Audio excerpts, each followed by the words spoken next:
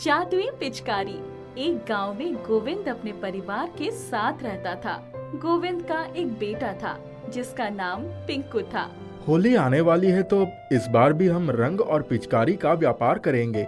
हाँ जी, इसी में तो अच्छी कमाई होती है। एक काम कीजिए, आप सभी सामान ले आइए, कल से ही दुकान लगा देते हैं। हाँ कविता, तुम सही कहती हो। मैं आज ही जाकर सारा सामान लेकर आता हूँ, फिर कल से दुकान लगा दूंगा। गोविंद हर साल रंग और पिचकारी बेचा करता था। अभी होली आने में कुछ हफ्ते बाकी थे।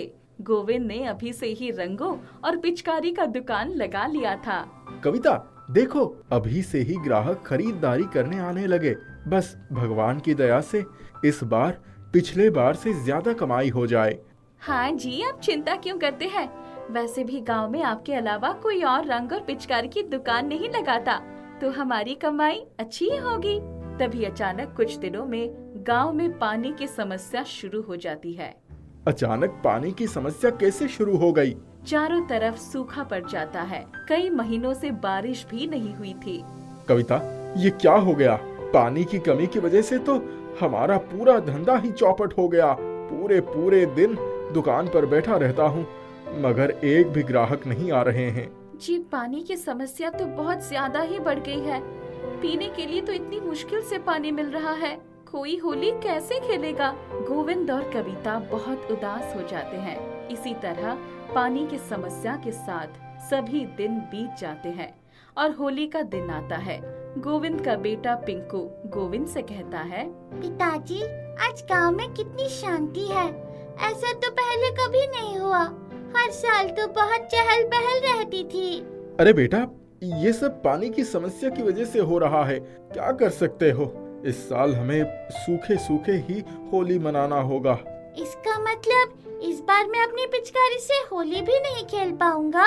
नहीं बेटा, जाओ और जाकर घर में बैठो। पिंकू होली खेलने की बहुत जिद करने लगता है। पिताजी, ऐसा मत बोलिए। मैं होली खेलना चाहता हूँ। कृपया मुझे होली खेलने दीजिए। बेटा, कहीं पानी नहीं है तो तुम कैसे होली खेलोगे?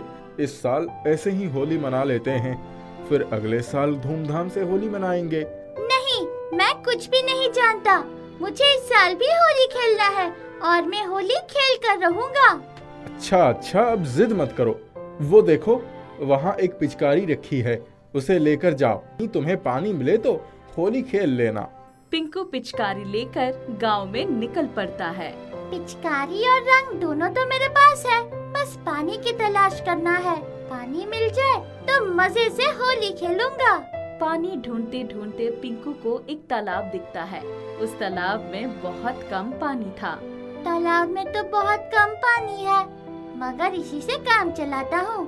पिंकू तालाब के पानी से पिचकारी भरना चाहता है, मगर पानी बहुत कम मात्रा में होने की वजह से पिंकू की पिचकारी में पानी नहीं आती है। इससे काम नहीं बनने वाला। यहाँ से कहीं और जाकर पानी ढूंढना पड़ेगा। पिंकू पानी ढूंढता ढूंढता एक पहाड़ के पास आ जाता है। उस पहाड़ के पास उसे जमीन पर कुछ गड्ढे दिखते हैं। ये गड्ढे दिखने में तो ऐसे लग रहे हैं जैसे किसी के पैरों के निशान हो। पिंकू उन गड्ढों को ध्यान से देख रहा था। तभी सभी गड्ढों के अंदर पिंकू को थोड़ा पानी दिखता है। अरे वाह, इन गड्ढों में तो पानी है। इस पानी में से मैं होली खेलूंगा। चलो, इतना घूमने से कुछ तो फायदा हुआ। पिंकू उन गड्ढों से अपनी पिचकारी में पानी भर लेता है। पिंकू पिचकारी में पानी भरकर बहुत खुश होता है और वहाँ से जाने लगता है।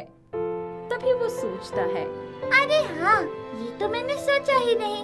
गांव में तो इतने दिनों से पानी ही नहीं है। पूरा गांव एकदम सूखा पड़ा है। फिर आखिर कैसे यहाँ पानी आ सकता है? जरूर यही आसपास पानी है, तभी पानी यहाँ तक दिख रहा। पिंकू आगे बढ़ने लगता है और पानी की तलाश करने लगता है। आगे बढ़ते बढ़ते पिंकू को एक पहाड़ दिखता है। पिंकू देखता है पहाड़ के अंदर एक गुफा है। यहाँ तो एक गुफा भी है। चलो, इसके अंदर चलकर देखता हूँ। पिंकू उस गुफा के अंदर आता है। गुफा के अंदर आने के बाद पिंकू को वहाँ ढेर सारे लोग बंधे दिखते हैं। उन सभी लोगों के पास से पानी का झरना गुजर रहा था और सभी उस पानी से घिरे हुए थे। ये सब यहाँ क्या हो रहा है? इन सभी को यहाँ किसने रस्सी से बांध कर रखा हुआ है? पिंकू को एक बुढ़ी अम्मा दिखती है। पिंकू उस बुढ़ी अम्मा के पास आकर सारी बातें पूछता है। अम्मा जी, ये सब क्या हो रहा है? क्या आप मुझे बता सकती हैं? बेटा, ऊपर एक राक्षस बैठा है, उसके पास एक पिचकारी है। जितना भी पानी पहाड़ के झरने से आता है, वो सारा पानी वो राक्षस अपनी पिचकारी की मदद से यहाँ मंगवा लेता है। अच्छा, ऐसी बात है। और आप लोग यहाँ कैसे आए? जो भी यहाँ पानी ढूंढने आता है, उन्हें वो राक्षस कैदी बना लेता है। ये सुन पिंकू को बहुत गुस्सा आ जाता है। ये राक्षस तो सभी को बहुत परेशान कर रहा है। अभी देखता हूँ उस राक्षस को। बेटा, वो बहुत खतरनाक है, तुम कैसे लड़ोगे उससे? आप चिंता मत कीजिए, रुकिए, मैं आप लोगों की मदद करता हूँ। पिंकू अपनी पिचकारी आगे करता है। तभी वहाँ जितना पानी था, वो सारा पानी उसकी पिचकारी में आ जाता है। यहाँ का सारा पानी हट चुका है। रुकिए, मैं अभी आप लोगों को छुड़ाता हूँ। सारा पानी पिचकारी में भरने के बाद पिंकू एक एक करके सभी को वहाँ से छुड़ाता है। आप सभी यही रुकिए, मैं उस राक्षस के पास जाकर आता हूँ। पिंकू कुछ समझ नहीं पाता है कि आगे का रास्ता कहाँ है। वो आगे बढ़ते बढ़ते गुफा के अंत तक आता है। पिंकू देखता है कि वहाँ एक बच्चा बैठा है और उसके हाथ में भी पिचकारी है और वो अपनी पिचकारी से पानी खींच रहा है। वो बच्चा पिंकू की ओर देखने लगता है। तुम कौन हो? मैं इस गांव में रहता हूँ, यहाँ अपनी पिचकारी के साथ आया हूँ। अच्छा, तो ये बताओ, जैसे मैं पिचकारी से पानी खींच रहा हूँ, क्या तुम भी खींच सकते हो? हाँ, बिल्कुल खींच सकता हूँ। पिंकू पानी खींचना शुरू करता है। सारा पानी पिंकू की पिचकारी में आ जाता है। देखो, मेरी पिचकारी में पानी आ रहा है। पानी भरने के बाद पिंकू उस पानी को गांव की ओर छोड़ देता है।